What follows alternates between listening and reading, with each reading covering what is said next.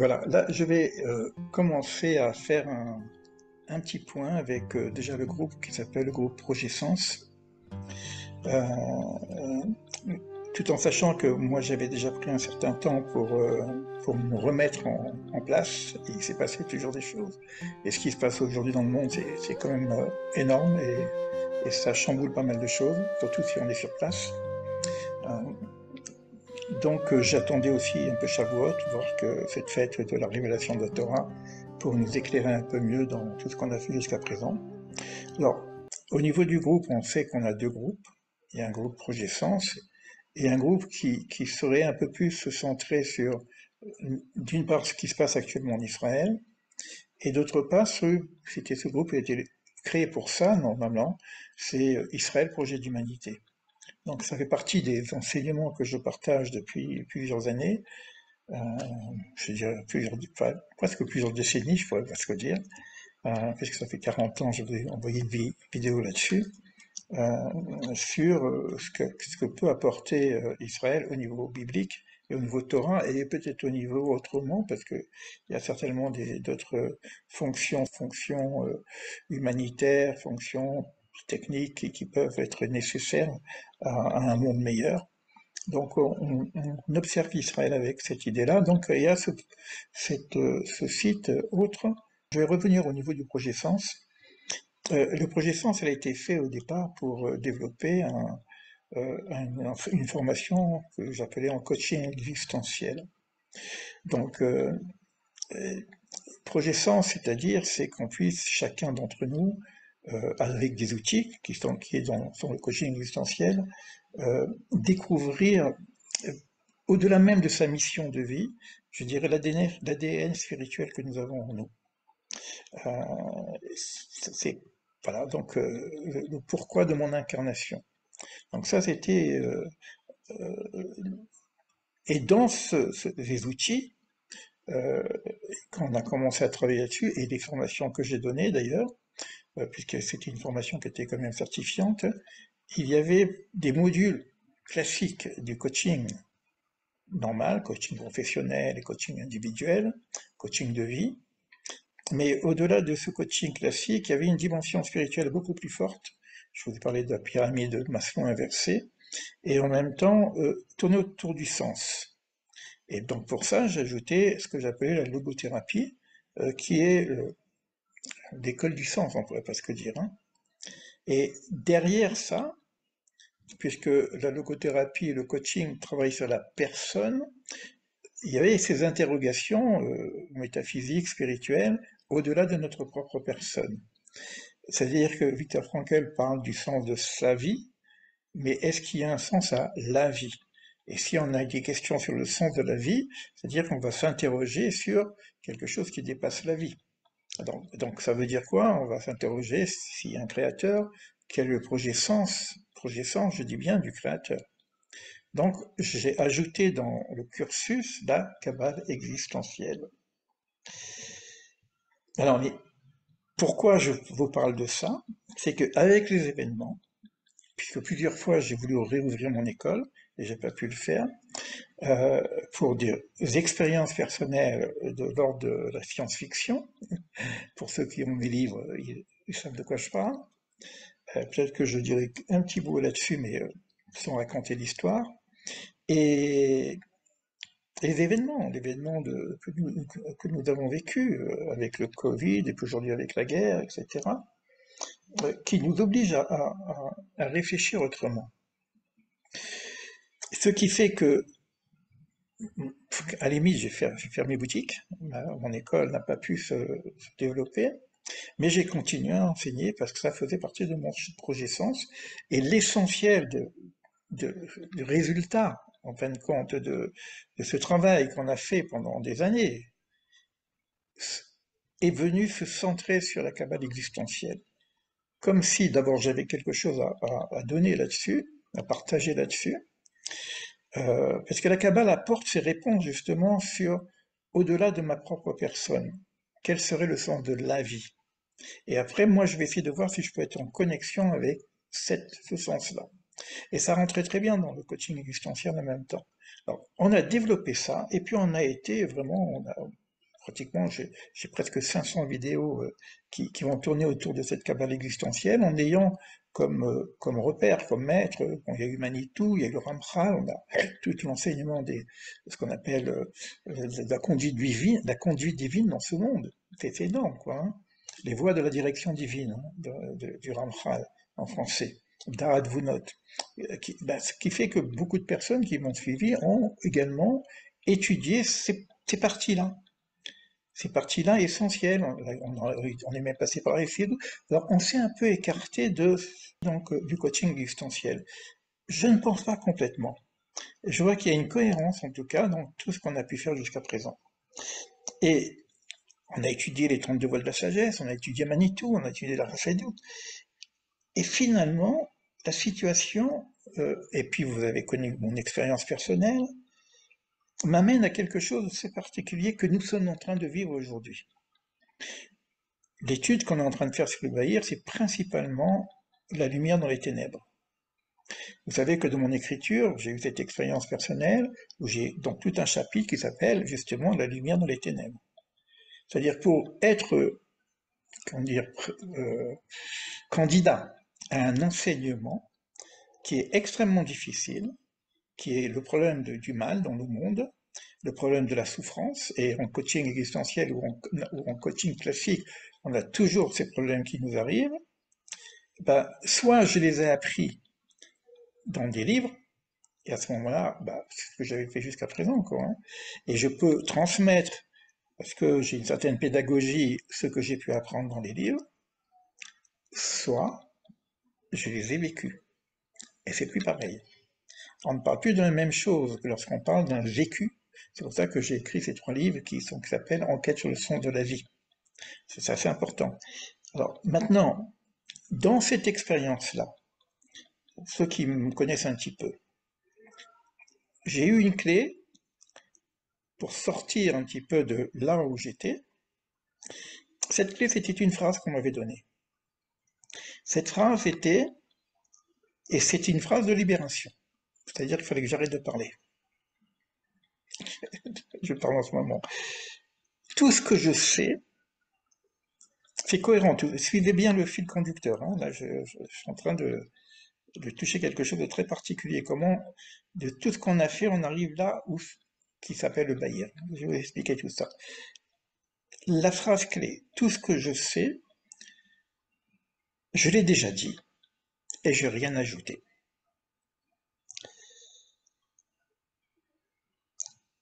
Cette phrase clé, par le hasard, dont je ne peux pas vous dire parce que c'est de la science-fiction, où je me retrouve par hasard chez un ami de Nice, qui était aussi branché sur les enseignements universels, mais pas simplement de la Torah et d'autres choses encore. Mais bon, il est devenu kabbaliste, bon, c'est un grand étudiant, il a je sais pas combien de livres dans sa maison.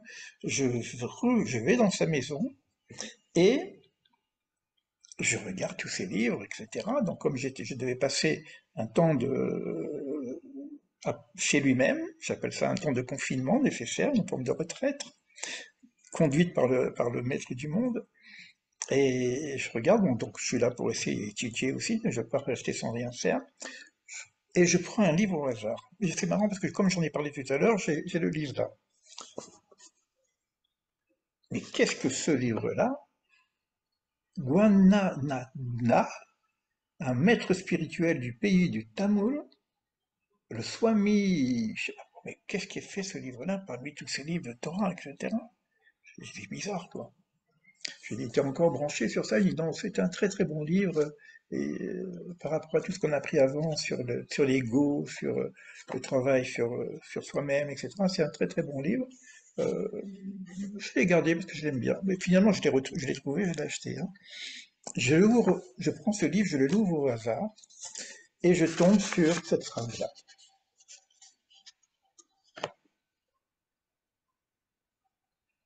Je vais vous la lire, parce que je l'ai mis dans mon livre aussi. Je suis dans la cohérence, hein, on va arriver au Bahir. Hein. Vous allez voir comment tout ce que je sais, je vous l'ai déjà dit. Il n'y a rien au-delà. Donc je retrouve cette phase clé. Et finalement, par rapport aux élèves, j'ai dit la même chose, qui m'ont suivi depuis un certain temps. Vous savez, tout ce que je sais, je vous l'ai déjà dit. Et j'ai pas envie de radoter ou faire du copier-coller encore de tout ce qu'on sait. Euh, et qu'est-ce que je fais maintenant si j'ai à vous dire quelque chose que je n'ai pas encore dit ou que je ne sais pas encore? Et c'est pour ça que j'ai commencé à enseigner ce que j'ai dit. Je vais commencer à vous enseigner ce que je ne sais pas. C'est-à-dire aller à la découverte de quelque chose que je ne sais pas. Et quel rapport avec notre époque? Quel rapport avec ce que nous vivons? Je lis une phrase qui suit ça. C'est encore, moi, je vois qu'il y a des signes, et les signes sont tous en relation, quel que soit le livre sur lequel on tombe, quelle que soit la personne qui vous parle. Tout, tu nous as fait passer de l'autre rive, au-delà du non-savoir. Alors, quel rapport avec tout ça? On a beaucoup parlé du non-savoir. C'est-à-dire qu'on vit une période où il doit y avoir quelque chose de tout à fait nouveau, inconnu. Mais comment je peux connaître l'inconnu si je suis toujours dans le connu? Et là, je vais vous parler à vous tous, hein, quel que soit l'intérêt que vous avez, coaching existentiel, cabale, travail sur soi, etc. Tant que je reste fixé sur du connu, bah, je suis rempli de mon connu. Et ma carte du monde, elle est connue, ce qui fait que je vais même traduire l'inconnu en connu. Donc comment je fais pour arriver à cette idée-là du non-savoir? On en parle à Purim, à Sheloyeda, jusqu'à ce que tu ne saches pas. Quel rapport? Purim, c'est la dernière fête du calendrier juif, et c'est la fête qui va rester après l'événement messianique, qui serait donc un monde totalement autre. C'est-à-dire tout ce que je sais, tout ce qu'on a fait, tout ce qu'on a su, on n'a plus besoin de le redire.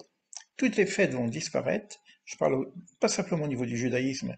Il va se passer quelque chose qui fait que un changement total, et il va y avoir quelque chose de nouveau qui va non, quelque chose qui va rester, quelque chose de nouveau. Mais ce nouveau-là et qui est dans pourrir, bah, il faut que j'arrive à ce non-savoir. Vous voyez que je tombe dans ce livre, non-savoir, etc. Je dis, c'est pas possible. C'est tous ces signes comme ça, et je fonctionne comme ça depuis quelques années. Alors certains se perdent parce qu'ils attendent quelque chose de concret, mais les événements ne sont pas concrets. Et je continue. Et je vais continuer. Attends, je regarde si j'ai pas oublié quelque chose pour rester dans la cohérence. Voilà. Je continue. Et on va arriver au Bahir. Et après, je couperai cette introduction et je vous redonnerai l'introduction du Bahir, euh, puisque ça, c'est pour le groupe Projet Sens.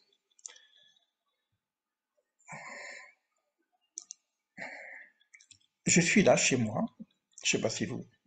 Bon, je suis à Jérusalem. J'ai rangé tous mes livres. Il me manquait presque... Et j'ai pas pris plus de mes livres, parce que j'étais libraire à Nice. Mais bon, je sais pas combien de livres j'ai.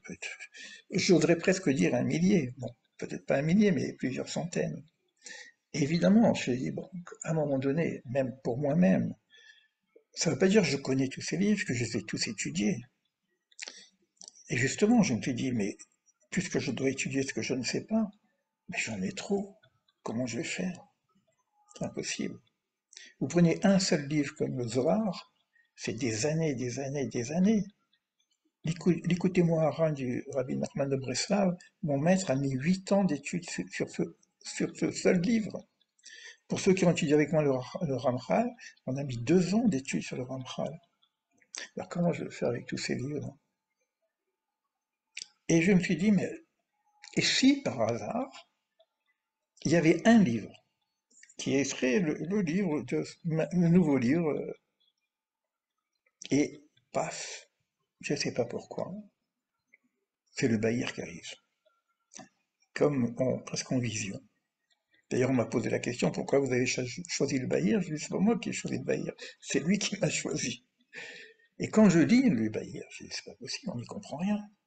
Mais je rentre quand même un petit peu, Et je vois que c'est presque une clé, je dirais presque une clé Damoclès qui ouvre les portes, pas qui, c'est presque une clé qui nous ouvre sur tout cet environnement inconnu. Et je vais vous parler après de l'auteur lui-même, qui est aussi inconnu. Et même là, aujourd'hui, j'ai cherché ses livres, c'est inconnu au bataillon, et pourtant je vous dis que j'ai fait des librairies les plus importantes de Jérusalem. Bon, donc ça va être le pourquoi de ce tombe de ce Bahir. Et ce rave qui s'appelle Rami Nechounia Ben Akana. Alors je dois encore raconter une histoire parce que c'est vrai que c'est un Tana, c'est-à-dire qu'il est dans le Talmud, il est dans le Pirkei Avot, c'est un grand sage, mais il a pas, on n'en parle pas beaucoup de lui, et quand je vous dis que je cherche des livres, j'ai réussi à trouver un livre autre que le Bahir de lui. Mais j'ai rencontré un Rav qui connaissait très très bien, euh, qui a beaucoup étudié d'ailleurs, qui a fait partie de, pour ceux qui ont suivi Yom à Zohar, il a fait partie, j'avais invité à venir. Euh, il a étudié pendant 2 ans le Bahir, justement, et il m'a parlé de ce Rav aussi, et il m'en a parlé d'une façon incroyable, etc. Et dans la même journée, je reçois une vidéo d'un autre Rav qui faisait des brachot et tout, qui était, je sais pas quel, enfin, finalement, il était en train de parler devant la tombe de ce Rabbi Nechounia ben Akana. Incroyable. Donc j'ai dit, là, il y a quelque chose. Si on veut regarder les signes, il y a quelque chose. Voilà, donc maintenant, ça ne veut pas dire que on va faire que du Bahir. Je ne sais pas exactement comment ça va s'organiser, parce que quand je vais vous lire maintenant l'introduction, une autre introduction, il est important pour ceux qui veulent suivre de revoir les petites introductions qu'on a fait, et puis l'organisation technique de ce qui va se passer après. On va voir avec peut-être les 2 jours qui nous restent à réfléchir avec l'Homer et avec la fête du don de la Torah, si l'inspiration viendra et confirmer ce que je ressens aujourd'hui. Donc je vais arrêter cette première partie.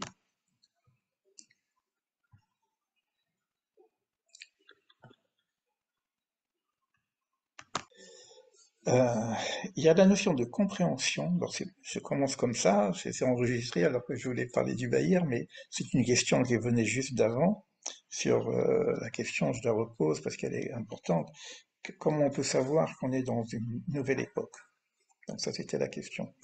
Donc la réponse, elle a été donnée et puis on a un petit peu compris. Alors, il y a une notion de compréhension, mais il y a une notion de saisissement. La compréhension, on la comprend avec la tête, la logique. Pour ça, je vous ai parlé des textes.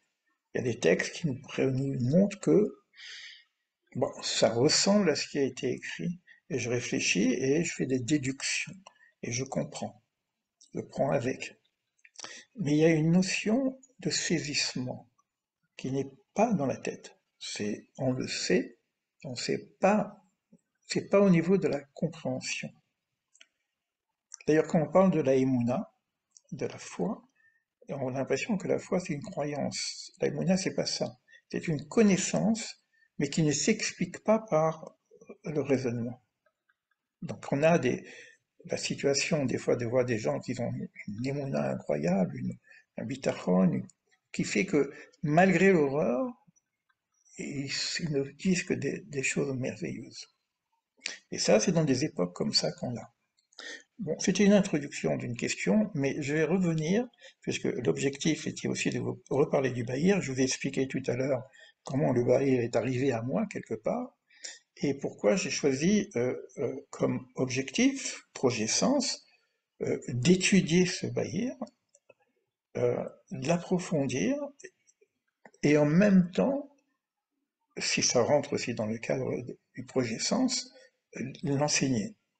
Et comme je l'ai dit tout à l'heure, c'est que c'est pas évident d'enseigner au moment de la découverte. La plupart des gens qui enseignent, c'est quoi? Ils ont compris quelque chose, peut-être pas saisi par rapport à ce que j'ai dit. Écoutez bien ce que je viens de dire. Hein. Ils ont compris avec la tête. mais ils n'ont peut-être pas saisi.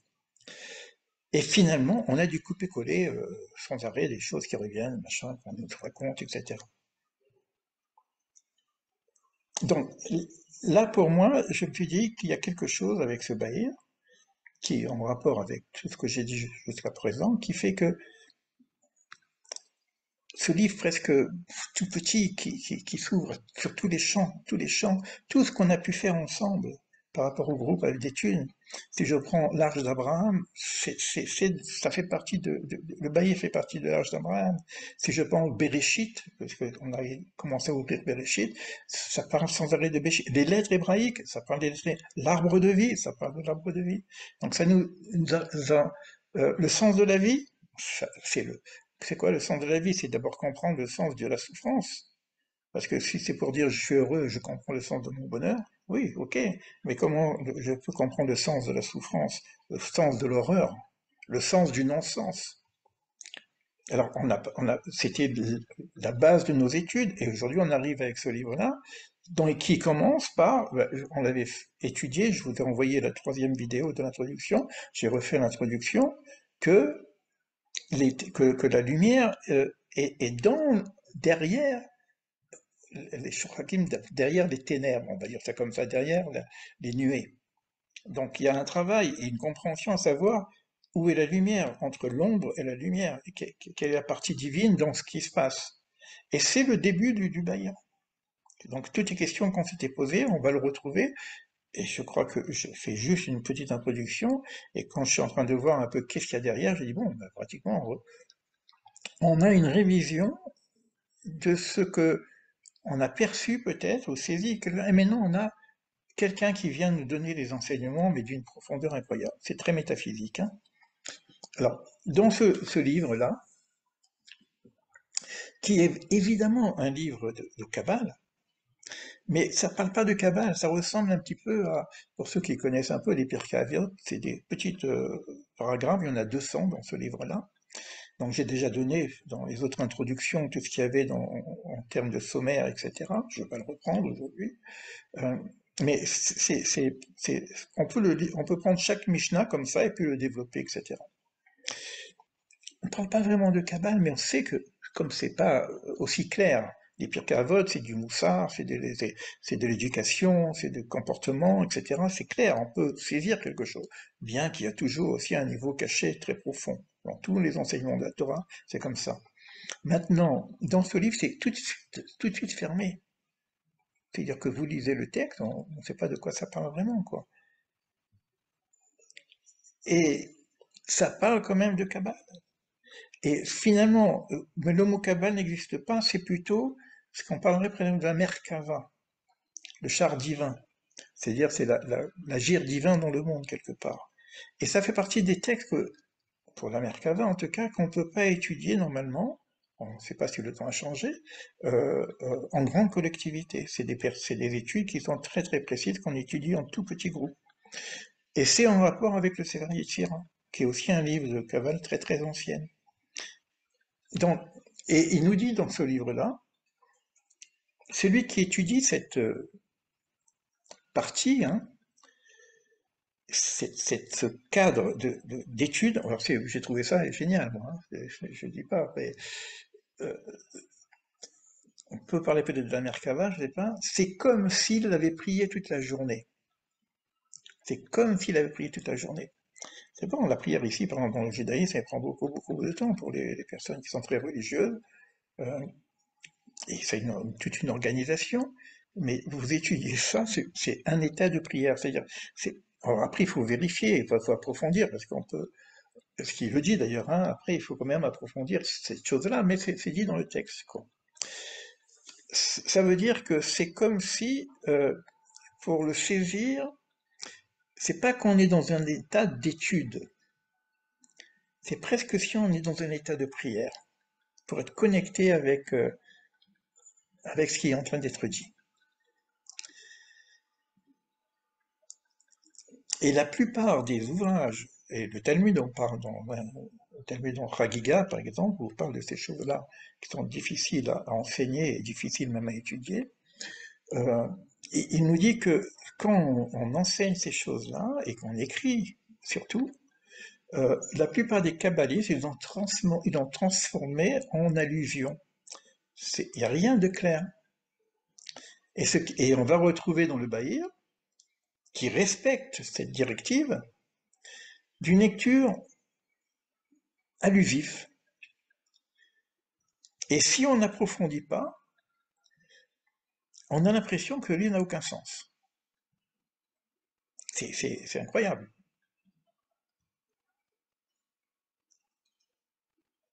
Alors ça veut dire quoi? Et d'ailleurs je le sais, parce que moi-même je l'avais ce livre, j'ai commencé à le regarder un petit peu. Et je sais très bien que d'ailleurs Michael qui est venu aujourd'hui, il dit qu'il connaît ce livre, mais il y a pas de commentaire, il n'y a rien, de quoi ça parle. Donc de quoi on peut parler? On va avoir deux niveaux, un niveau de intellectuel, de commentaire, etc., et un niveau de saisissement. Sinon ça marche pas. Et ce qu'il dit d'ailleurs, en introduction,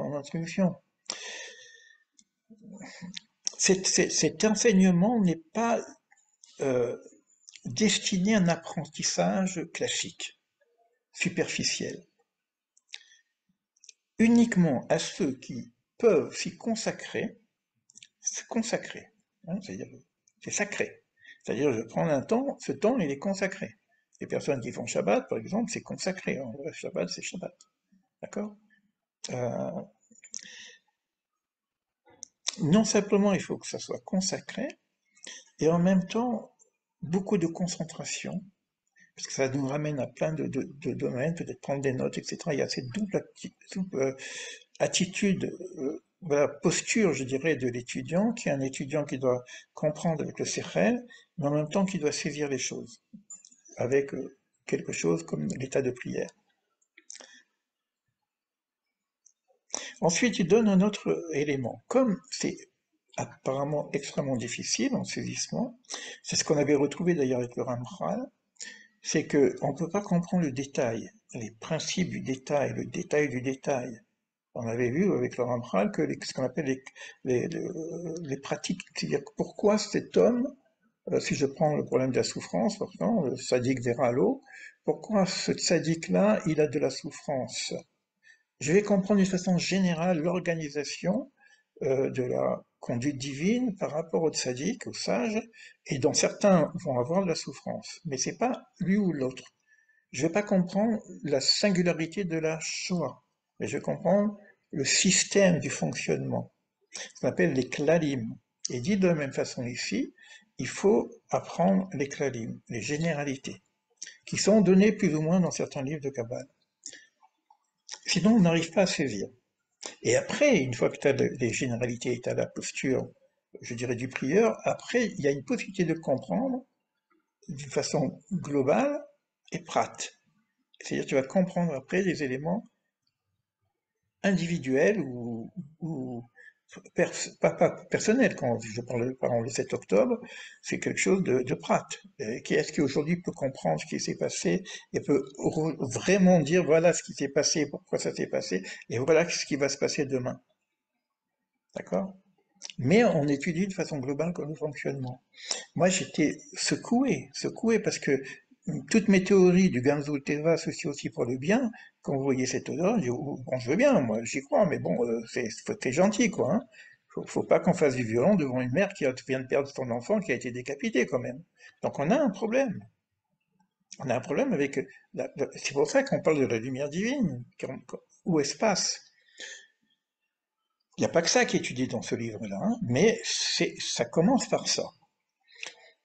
Donc, le fait d'intégrer les concepts généraux, moi j'ai presque envie de dire euh, que à un moment donné, il faut être prophète.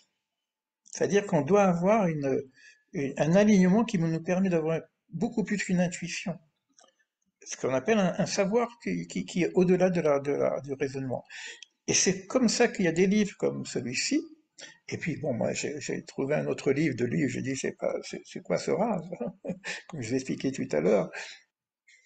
Alors, ce qu'il dit, bon, ça c'est la pédagogie. Bon, ceux qui me connaissent savent que je travaille un peu avec cette forme de pédagogie. C'est que un concept, après un concept, et on agrandit, et on répète. un peu comme si vous voulez construire une grande bâtisse, vous pouvez faire des fondations. Si vous faites des fondations de 10 mètres, vous pouvez monter de 20 mètres. Mais si vous voulez monter de 50 mètres, il faut que les fondations soient plus grandes. Donc il faut revenir sur les fondations. Donc il y a une nécessité de la révision de la répétition. Il va nous résumer le concept de l'arbre de vie. Quelque chose qu'on a beaucoup étudié et extrêmement important. Vous verrez que quand je parlais de l'arche d'Abraham, je voulais un mât avec de l'arbre de vie et puis les lettres. D'accord? Les 32 voies de la sagesse qu'on a déjà commencé à aborder. Mais il va les ramener. Mais à sa façon. C'est-à-dire qu'il va les ramener d'une façon un peu légendaire presque. Il va pas le dire. Ce qu'on a appris, ça c'est clair. C'est que quand vous lisez, bon, clair, façon de dire, mais c'est quand même saisissable.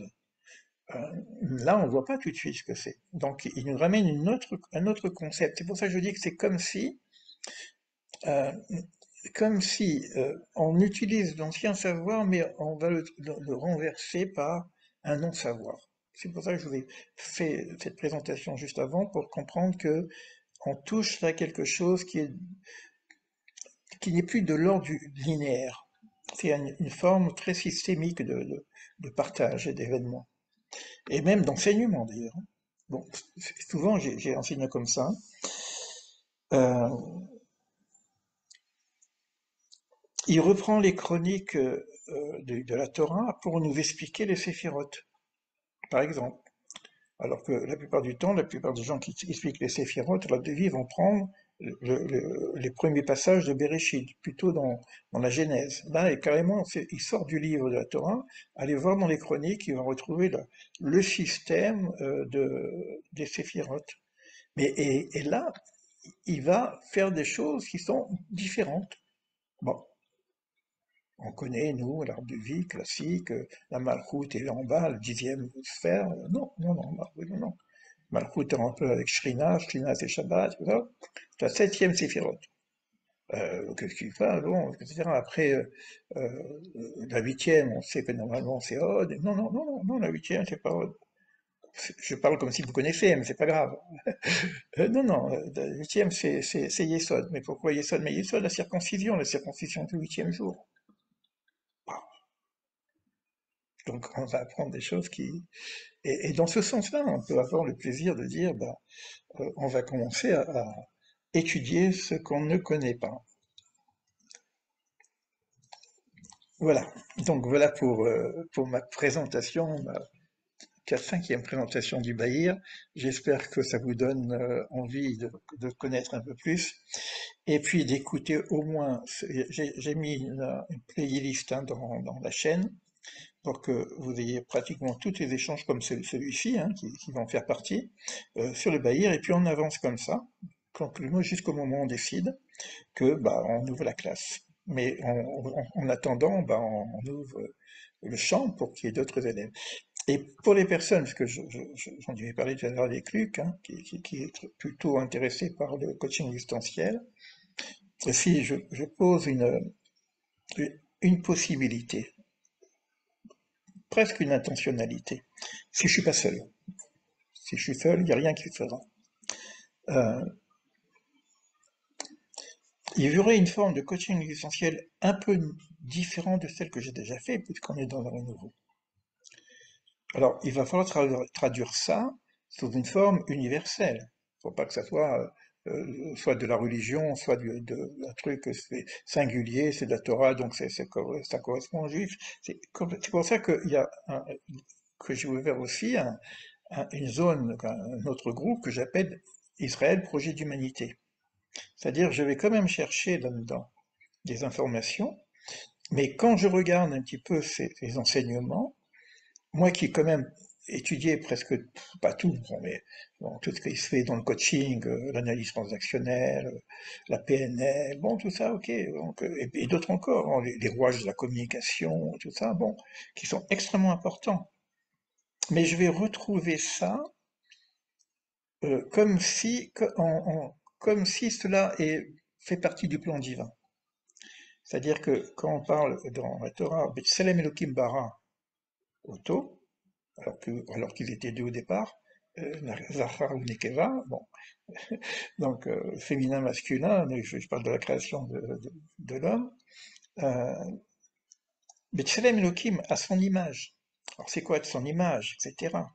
C'est-à-dire qu'il y a une dimension divine dans l'être humain, et rappelez-vous, pour ceux qui m'ont suivi aussi, qu'on avait commencé aussi à lire le dernier paragraphe de Etz Chaim, le dernier, qui reprenait des choses basiques. J'ai l'impression de faire de la permaculture. Il nous expliquait la création du monde, on va commencer par le minéral. Qu'est-ce que c'est quoi le minéral? Il bouge pas, etc. Donc comment ça fonctionne le minéral? On a du minéral en nous. Après le végétal, tiens, le végétal, ben, il se reproduit, il a des graines, il reproduit, il digère, il consomme, il mange. Donc on a le végétatif, la partie végétative de l'être humain, etc. On est dans le Esraïm. L'animal qui arrive, il bouge, mouvement, etc. On est en mouvement, c'est tout est bouge, quoi. Il n'y a rien de nouveau toujours ça bouge, ça bouge, ça bouge. Bon, qu'est-ce qui se passe? Et puis il rêve, et puis il a un imaginaire. Il n'a pas vraiment encore le langage euh, classique. C'est pour ça que celui qui vient derrière, c'est l'homme. On va appeler le médaber, le parlant. Alors c'est quelle différence entre la communication animale et le parlant humain? Et ça, ce qu'on avait vu aussi, c'est pareil. Et on est dans le Etzachaim. C'est-à-dire qu'on a des informations nouvelles par rapport à tout ce qui se fait. Et je pense que ça peut rentrer dans une réflexion de dire, bon, dans un métier même, que ce soit de thérapie ou de coaching existentiel. Voilà. Alors, la porte est ouverte, les échanges sont ouverts. Si vous avez des questions, c'était juste une reprise après un bon moment qu'on ne s'est pas vu. Et puis on verra qu'est-ce qui va se passer. Dans 2 jours, c'est le don de la Torah, et puis il se passera peut-être quelque chose. Donc vous pouvez ouvrir vos micros, et je vais couper l'enregistrement.